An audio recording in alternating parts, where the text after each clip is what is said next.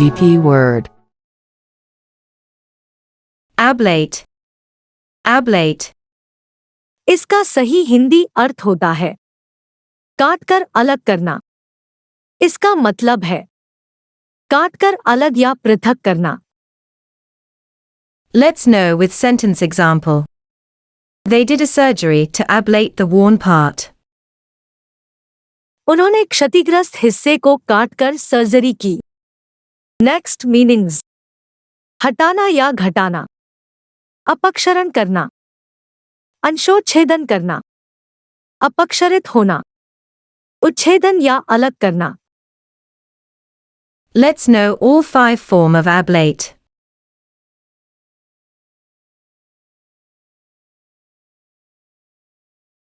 Thank you guys for watching this video from GP Word.